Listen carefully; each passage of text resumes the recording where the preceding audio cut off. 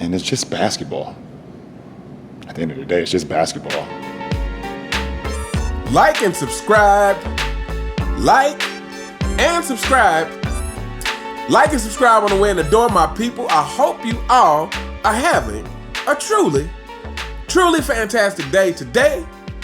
LeBron James fanboys, we hope your day is going worse than normal, because your day can't be going well any day, simply for the fact that you're fanboys of LeBron James. But, you know, welcome back to Fanboy Friday. And today, fanboys, you might want to click off this one. You might want to click off of this one. So, as you all know, the Lakers got rid of Darvin Ham, who took them to the Western Conference Finals one year, and the next year, you know, they lost to Denver in the first round. And so here we are on this search for the next coach to coach the Deer and to be the scapegoat, to be the victim of LeBron James. And as the Lakers assist LeBron James, as the Lakers are complicit in helping LeBron James destroy their franchise, we know that JJ Redick has been a candidate for months. We've been hearing about this, but recently Dan Hurley got an offer to which he turned down because he's someone of integrity. He's someone who understands that legacies are built, and he said, "Hey, I want to continue my legacy at UConn. You know, I want to see if we can three-peat. I want to see if I can keep continuing this culture and building something there, rather than start all over with the fake king, with a franchise who's offering me $70 million for 6 years, knowing they may cut my contract short well before that 6 years is up." So I believe Dan Hurley made the right choice. Now, of course, due to this, it looks like we are back to square one, which is probably the square that they wanted all along in JJ Redick. I was watching ESPN and saw that, I guess, apparently they're preparing to officially interview JJ Redick to potentially get this job. And, you know, here we go. You know, so I want to talk about a lot, and I don't know how long this video is going to get. It may get long, but we'll see what happens. But, you know, coaching and what it means to be a coach. I've said many times that I really believe that great coaches is not necessarily about the playmaking and play calling, so to speak. I mean, obviously, that is a factor. But what I think it is more about, the biggest factor in great coaches, is the ability to get your team to buy into whatever it is you're trying to do. I don't think the triangle offense was particularly a genius scheme. I think it was more the fact that Phil Jackson was able to get the whole team to buy into it wholeheartedly. That's what mattered. And why did the team buy into it wholeheartedly? Well, because Michael Jordan decided to buy into it wholeheartedly. Michael Jordan, the star player, the player who everyone before he had set foot in, or not everyone, but a lot of people before he had set foot into the NBA was already saying he was the greatest player they had ever seen. The player who led the Olympic team versus the NBA All-Stars to an 8-0 victory, embarrassing the NBA All-Stars. Yeah, he was willing to buy into that. And not only that, conversely, I also believe, we always talk about great leaders are also great followers, and I also think that extends to the coach as well. I believe great coaches, in turn, learn from their players. They learn from their star players. I'm sure that Phil Jackson learned a lot from being around a competitor like Michael Jordan, a competitor who he didn't know how to give up. It just wasn't in his DNA, and he was willing to push himself to the limits to get those victories. I'm sure Phil Jackson learned something being around a guy like that. Being around a guy who, and this was before Phil Jackson, but who in his second season got injured, and because of the injury, the Bulls could have missed the playoffs, and they wanted to tank the season so that they would get a better draft pick, and Michael Jordan wasn't having it. He said that is showing a losing attitude, not only for the players and coaches, but for the front office as well. He said, you always play to win. And we all know Michael Jordan gets them to the playoffs, and that is where he dropped 63 on Larry Bird in the Boston Garden. But not only that, people don't talk about, I think he dropped 49 the game before that. But anyway, I'm sure Phil Jackson learned a lot from Michael Jordan. And this is the thing, great leaders, it goes both ways. They know how to lead, but they also know when it is time to follow. And so, going back to this whole narrative of LeBron James never having great coaches. Poor LeBron never having great coaches. Well, this is the thing. LeBron James is not into building things. And I firmly believe this. So, when I started off my channel, I was saying LeBron James is not top 5. Eventually, that evolved into LeBron James is not top 10. And the more I keep thinking about things, it's probably not top 15, top 20. And why do I say that? I say that because LeBron James is not into building things. LeBron James, I believe, is solely into taking shortcuts. He is solely into trying to manipulate things so that he has the advantage in the present moment, and which is why he has to beg people for respect. This is why you have to self-proclaim yourself the GOAT. To proclaim yourself the GOAT is because people don't see you as that, because again, whether people are cognizant of it or not, whether they actually have sit down and thought about why they don't hold LeBron in that same regard, I think you just naturally get a feel for how a person moved. Or better yet, I'll say this. When a person has worked hard, that catches your attention. When Michael Jordan had to face the Pistons all those years and the Celtics, and we watched him overcome those obstacles, that is an amazing feat. That resonates with people because we all want to overcome whatever it is we need to overcome to get to what we want to get. But not everybody's capable of doing it, at least at the same level. And I've said this as well. LeBron James, it is just not in him to be the competitor that Michael Jordan is, that Kobe Bryant, that Larry Bird. It is just not in him. Like, it's not his character. So when we talk about LeBron James coaches, LeBron James had 9 or 10 coaches, 9 coaches getting ready to be 10. And he's had some, the last couple of years he had in Cleveland with Mike Brown before he left, they won 60 plus games. Why would you leave? Fanboys, I'm sure you guys are, the excuses are rolling around like a Rolodex up there in your head. I'm sure you got excuses on deck at all times to excuse, but the last couple of years before he left Cleveland, 60 plus wins. Why would you leave? I tell you why you left. Because you left because you didn't understand about building. You didn't understand that consistency is what makes greatness. And consistency has to be all across the board. If we're thinking about some of the great teams in history, what was consistent is not only the players for the most part, at least the core players, but also the coach and the coaching staff. Those things, it has to be consistent because it is a constant learning process for everybody. Again, the coach is teaching the players, but the coach is also learning from the players.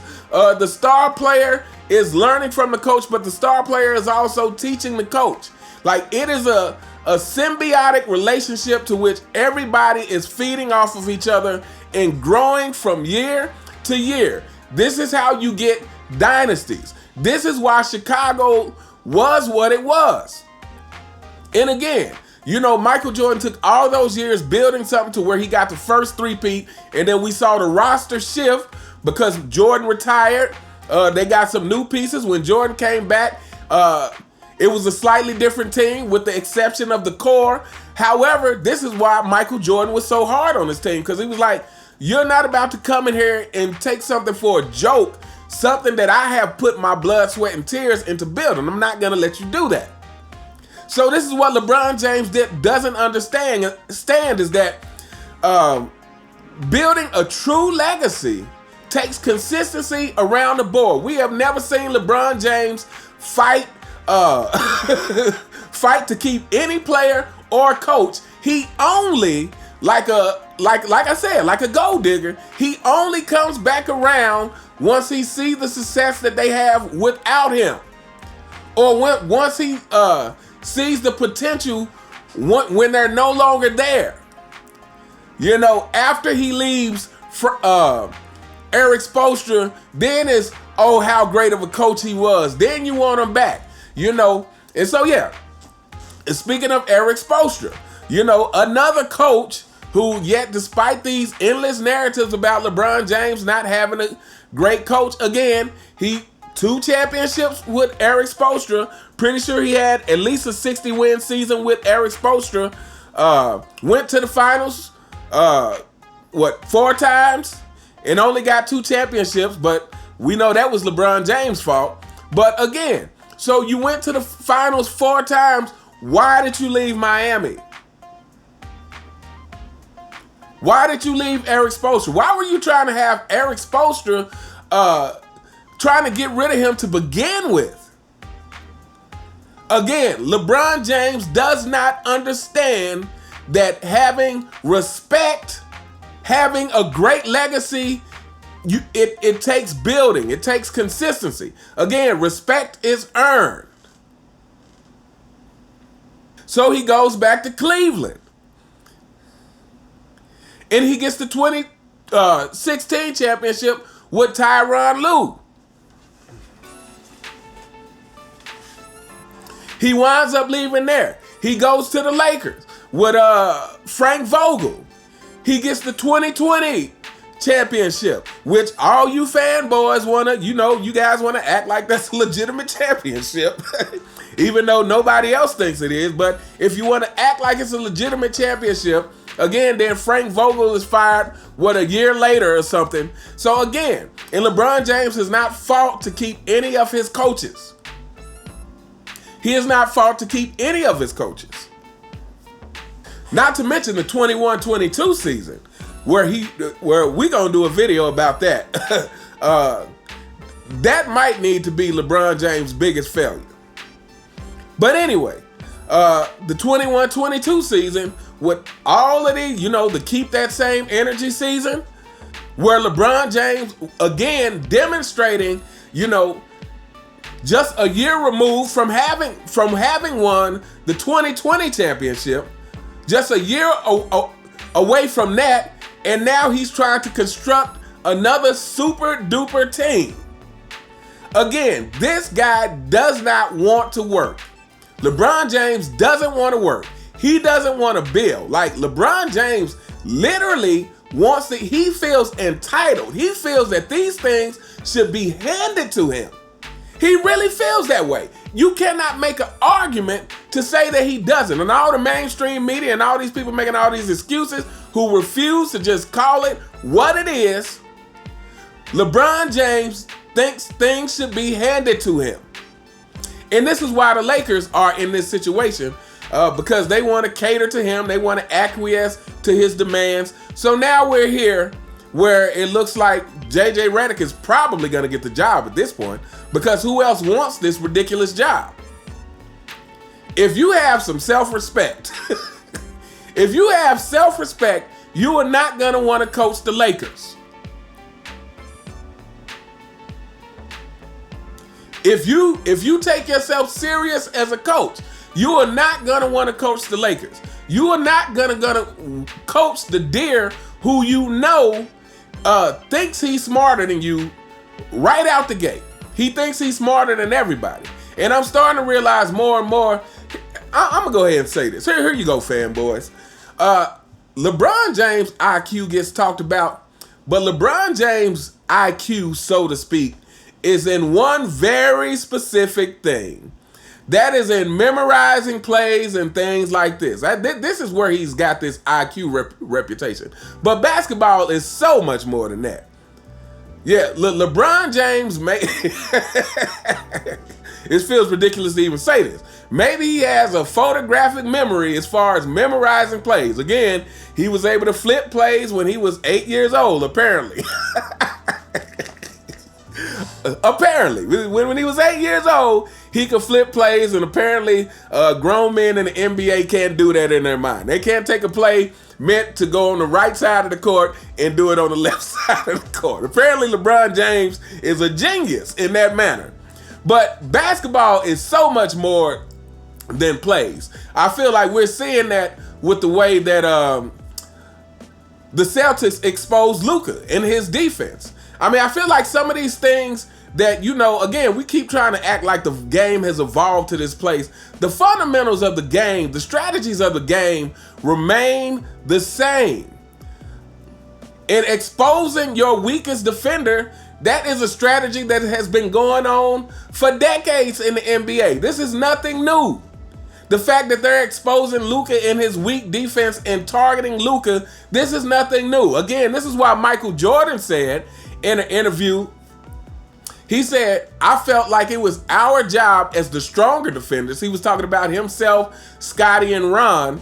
He said, it was our job as the stronger defenders to look out for the weaker defenders. And that's why you always saw Michael Jordan kind of all over the court, jump in the passing lanes, because he knew he had the ability to do that, and he knew that teams were going to target the weaker defenders on the Chicago Bulls. It is known that teams will try to run their offense opposite of where Michael Jordan was on the court. But again, these are the kind of things that, to me, is real IQ. It's about your instincts for the game. It's about you using logic for the game. And, it's the simple stuff. It's going after the player who got 3 fouls already. It's those kind of things. It's going after the weaker defenders. It's those kind of things that, to me, is really about your IQ. And it's about how you are able to not make mistakes in the biggest moments. How you are able to keep your focus in the biggest moments. LeBron James has proven time and time again, even to date, because I don't want to hear about the 2011, 2011 has happened, but since then, he's transformed into this superstar. No, LeBron James still has those moments to date where he just has lapses in judgment all the time. That is not high basketball IQ, fanboys. It's not. I know, go cry. go cry. I know it hurts to hear, but somebody got to tell you. That is not how, just because you can flip a play, that is not how high basketball IQ. But, so now we are at this point where it looks like the Lakers are going to be stuck with JJ Redick. Well, I guess we still don't know. I hadn't heard anything about the whole Bronny situation. But again, if next year it is JJ Redick coaching the Lakers and Bronny James on the Lakers with LeBron James, I mean, farewell Lakers. Farewell Lakers. Again, this is the mistake that Jerry Krause made with the Chicago Bulls, is thinking that he was going to be able to rebuild something. He wanted to prove that he was this great GM or whatever. He wanted to prove that, hey, it's not just Michael Jordan and Phil Jackson and blah, blah, blah. Give me some credit because I'm great at picking players and whatnot. And the Chicago Bulls haven't won a championship since Michael Jordan. Why? Because it takes time. It takes the right pieces. And what I mean by the right pieces, it takes the right player. This is what it comes down to. It takes the right player. It's the right player even more so than the coach. This is why LeBron James is 4-6. Because it's more about the star player than it is about who's coaching. Because you have to have that star player who's willing to listen to the coach, willing to buy into that system. You have to have that star player who holds himself accountable, who actually believes that he can win no matter what. This is what you had in Larry Bird and Magic Johnson and Michael Jordan and Kobe Bryant. These guys believed that they could win no matter what. It wasn't about, oh, well, we need a better team. It was like, we lost, man, I got to get better. And it was also about holding their teammates accountable because they held themselves accountable. You can't hold your teammates accountable when you don't truly hold yourself accountable. This is why LeBron James can't hold his teammates accountable. This is why LeBron James is passive aggressive. Because you can't truly confront somebody when you're not doing the thing that you want to confront them about. Again, Michael Jordan could do everything. That's why he could confront his teammates. Michael Jordan could shoot. He could play defense. He could score at will. But if you're LeBron James and you really can't shoot, how are you gonna get on somebody about not being able to shoot? If you're LeBron James and you hadn't been on a defensive team since Miami, how are you gonna get on somebody about not playing defense? Then that's when you do, and all you do is roll your eyes and try to make it look like they're at fault. But you can't actually come out and say, "Hey, man, play defense," because they can point the finger back at you and say, "Nah, you play defense." Fanboys, I know it hurts to hear. I know it hurts, but it's just the truth. It's just the truth, and it's Fanboy Friday, and Fanboy Fridays, we are here to break your soul. We are here to break you down in hopes that maybe you will come back to reality. But anyway, we are going to hold up here. Let me know what you guys think in the comments.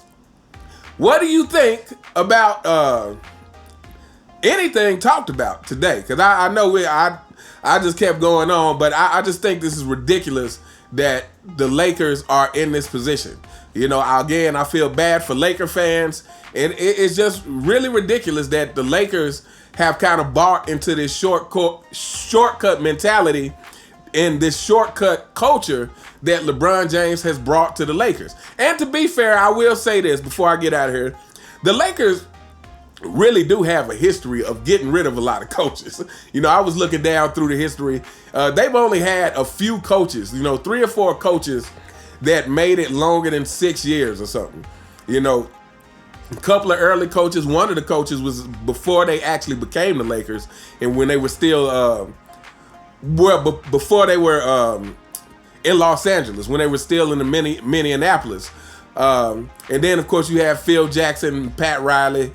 So the Lakers have a history of getting rid of coaches, but I think the difference is now you have a player on your team who has a history of not being consistent, who has a history of jumping from team to team, who has a history of trying to get coaches fired and traded, and trying to get teammates traded, and especially during this time, rest in peace, Jerry West. I just feel like the Lakers are allowing LeBron James to make a mockery out of an organization that has a rich history of great players doing great things, building great legacies.